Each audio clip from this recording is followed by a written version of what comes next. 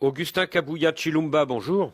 Bonjour. Pourquoi dites-vous que la Constitution de 2006 n'est plus adaptée aux réalités congolaises d'aujourd'hui? Je me pose beaucoup de questions. Pourquoi quand nous, Congolais, nous voulons réfléchir sur notre propre loi fondamentale, ça suscite le débat. Pas plus tard qu'au Gabon, récemment, ils ont changé leur constitution. Ça n'a pas suscité des réactions comme nous les vivons dans notre pays. Est-ce que c'est interdit à un peuple de réfléchir sur sa propre constitution? D'ailleurs, la constitution dont nous discutons aujourd'hui, ce n'est pas la même constitution votée au référendum de 2005. La constitution de 2005, votée au référendum, avait 2 tours pour les élections présidentielles. Mais aujourd'hui, comment nous sommes arrivés à l'élection à un seul tour? C'est pour vous dire qu'il y a eu des retouches sur cette constitution. C'est pourquoi nous disons, à ce qui nous concerne, nous devons revisiter cette constitution, nous devons même la changer puisqu'il y a beaucoup d'anomalies qui ne facilitent pas la tâche au bon fonctionnement des institutions. Voilà. Alors quelles sont ces anomalies à vos yeux? Je prends à titre d'exemple la loi Bakajika, la loi de 1973, qui consacrait les sols et les sous-sols d'être une propriété privée de l'État, revenir à l'État. Ce n'est pas ce qui dit l'actuelle Constitution. L'actuelle Constitution dit que l'État va exercer sa souveraineté sur les eaux, ainsi de suite. Or, présenter la situation de cette manière-là, ce n'est pas du tout correct. Et je vais plus loin avec l'article 217 que certains veulent expliquer que dans d'autres pays, il y a des articles qui abandonnent leur souveraineté pour consacrer l'unité africaine, ainsi de suite, ce qui n'est pas vrai. Quand vous lisez l'article 215 dit clairement que tous les accords internationaux conclus sont supérieurs par rapport à nos lois. Qu'est-ce que nous pouvons dire par rapport à toutes ces zones d'ombre-là?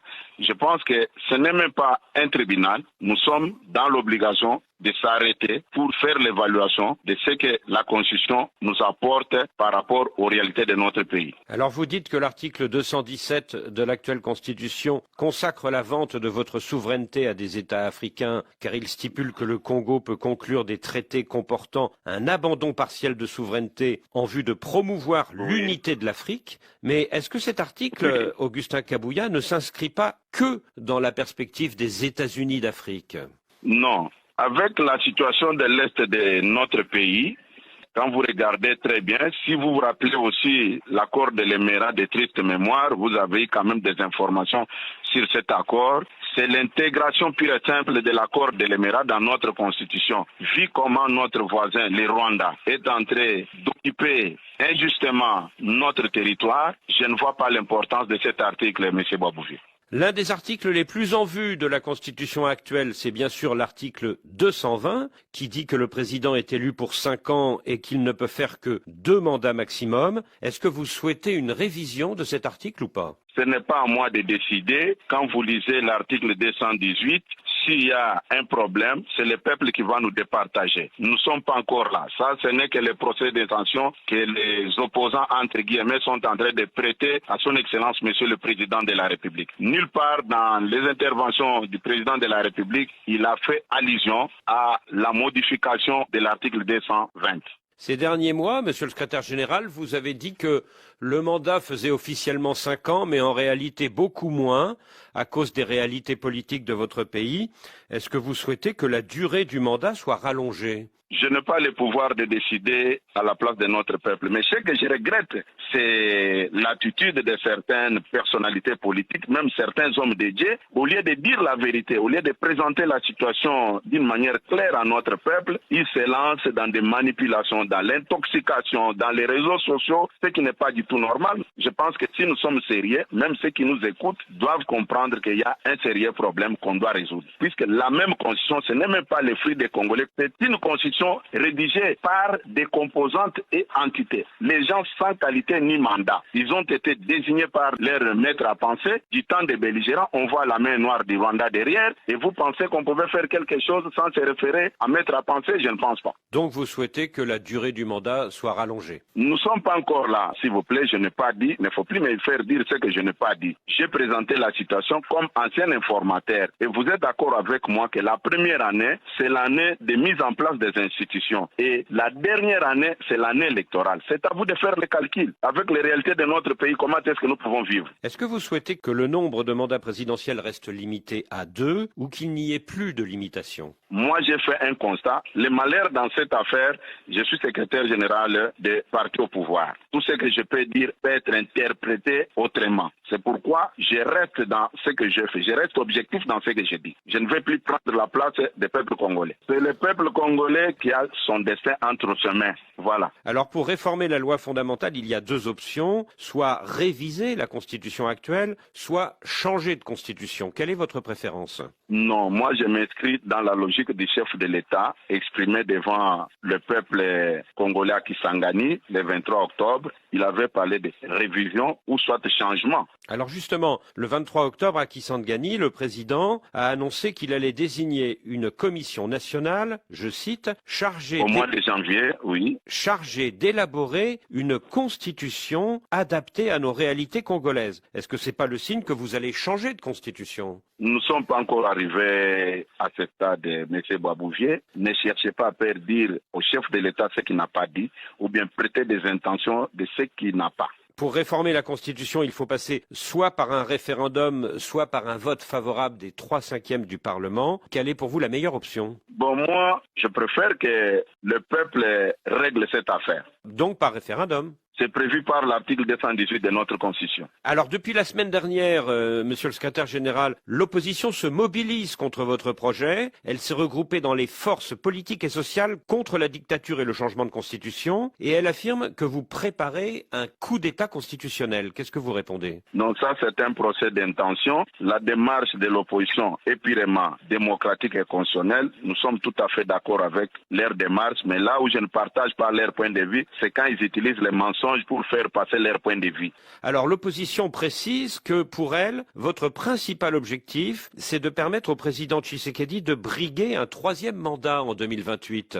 Monsieur Boisbouvier, en 2011, Joseph Kabila avait modifié la Constitution où nous avons quitté l'élection présidentielle de 2 tours à un seul tour. Est-ce qu'aujourd'hui c'est Kabila qui est au pouvoir? La réponse est non. Ce n'est que des mensonges montés de toutes pièces où ils sont accompagnés même par certains hommes dédiés. Ce sont des histoires qu'ils montrent. Un homme responsable ne peut pas développer ce discours. Mais si vous changez de constitution, les compteurs seront remis automatiquement à 0 et le président sortant pourra à nouveau se présenter en 2028. Mais écoutez, si la population décide, qui suis-je pour s'opposer à la volonté populaire? Laissons les peuples nous départager dans cette question. La démarche de l'opposition, ils ont dit qu'ils vont mobiliser la population et nous aussi nous disons, nous allons mobiliser cette même population pour nous départager. Moi je ne vois pas les problèmes. Ils ont l'accès facile dans les médias, ils ont des réseaux sociaux, ils annoncent leurs mensonges. Oui, nous sommes d'accord. Et nous aussi nous nous préparons pour faire passer notre point de vue. La population, elle va se décider en fonction d'un texte qui va lui être soumis suite aux travaux de la Commission nationale. Est-ce que dans ce texte, il y aura un changement de constitution? Mais la commission elle-même n'est pas encore mise en place. Mais vous commencez à développer ce que la commission va reproduire, M. Boisbouvier. Vous ne voyez pas que nous sommes allés trop vite en besogne. Il faut laisser que le chef de l'État mette en place une équipe qui va s'occuper de la rédaction de la Constitution. Et c'est après cette étape que nous pouvons encore revenir. Vous pouvez encore m'étendre le micro pour que je puisse m'exprimer là-dessus. Oui, mais M. Kabuya Tshilomba, vous avez quand même votre point de vue. Est-ce que vous souhaitez qu'elle propose une nouvelle Constitution ou simplement un toilettage de l'actuelle Constitution? Non, maintenant là, je vous ai dit, ce que je peux donner comme position, ça risque d'être interprété dans tous les sens. Je suis un élu, je suis député national, j'ai déjà donné ma position par rapport à beaucoup de choses. Quand vous lisez l'article 12 qui stipule que tous les Congolais sont égaux devant la loi, et il y a une autre disposition au niveau de l'article 51 qui parle de la protection de la minorité. Bon, quelle est cette minorité? Il y a beaucoup de choses que nous pouvons discuter là-dessus, M. Boisbouvier. Soyez calme. Dès que la commission sera mise en place, c'est à ce moment-là que nous pouvons émettre aussi nos points de vue par rapport à tout ce qu'on va faire pour notre bien-être. Voulez-vous dire qu'il y a tellement d'articles à modifier qu'il vaut mieux changer de constitution? Non, ça, vous avez reformulé votre question. Je vous ai déjà dit ici, laissons le chef de l'État qui a soulevé la question nous présenter la commission. Une fois que la commission est mise en place, la commission va faire l'état travail, c'est par rapport au travail de cette commission que nous allons nous prononcer. En tout cas, vous n'excluez pas... Mais nous sommes encore à l'étape de la sensibilisation de notre peuple. Oui, je comprends bien. En tout cas, vous n'excluez pas l'hypothèse d'un changement de constitution. Hein. Non, je vous ai dit que cette réponse revient à la population. Alors, ce dimanche, le cardinal archevêque de Kinshasa, Fridolin Ambongo, qui est, comme vous dites, un homme de Dieu, s'est prononcé très nettement contre votre projet. Comment comprendre que l'on dépense de l'argent pour cela au lieu de s'occuper de la jeunesse abandonnée? Tout cela n'est que distraction, a-t-il déclaré. Comment réagissez-vous? Oui, je peux vous répondre à ce qui concerne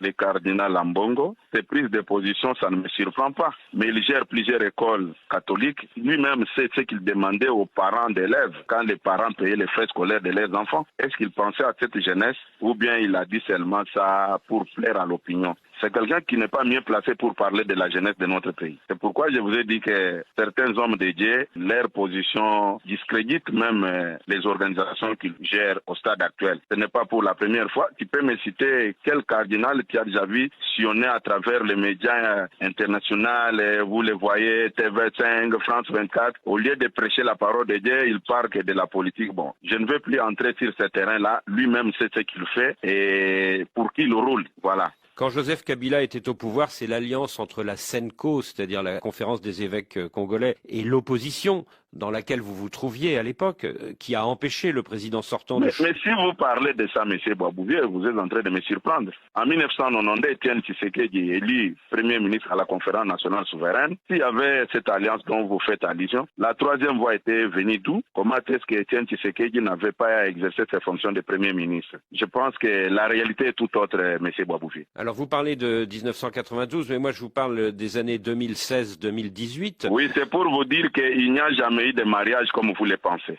Il y a eu en tout cas dans les années 2015-2018 une mobilisation à la fois de l'opposition dans laquelle vous étiez à l'époque, au nom de l'UDPS, et de la CENCO pour empêcher le président sortant de changer la Constitution. Est-ce que vous ne craignez pas que demain une nouvelle mobilisation ne vous mette des bâtons dans les roues? Monsieur Boisbouvier, rappelez-vous, après la victoire de son Excellence Félix Antoine Tshisekedi en 2019, quelle a été la position d'Ambongo et de son entourage? Est-ce qu'il était pour nous? Il n'était pas pour nous. La réponse est simple. Nous avons commencé l'opposition sans lui et le peuple n'est pas dupe. Et le peuple sait pour qui Ambongo roule. Donc vous pensez que le cardinal archevêque de Kinshasa est politisé? Mais vous le dites, on reconnaît un bon arbre à partir de ses fruits. Dans l'Union sacrée, il y a aujourd'hui au moins 3 acteurs politiques, Vital Kamerhe, Modeste Bahati et Jean-Pierre Bemba, qui espèrent que le chef de l'État se retirera en 2028 et qu'ils pourront avoir à ce moment-là leur chance pour accéder à la magistrature suprême. Est-ce que vous ne craignez pas que ces 3 leaders ne quittent votre coalition si demain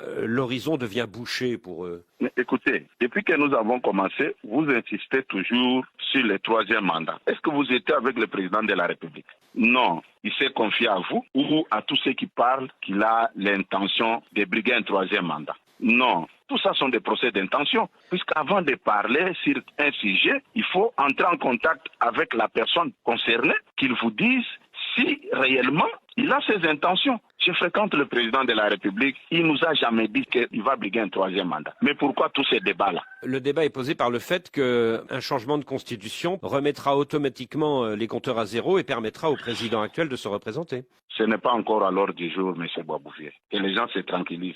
Les opposants, entre guillemets, ils ont dit qu'ils ont la population. Mais si aujourd'hui, nous nous présentons devant la population, comme ils ont la population, pourquoi ils ont peur? Ils doivent se calmer. Monsieur le secrétaire général, merci.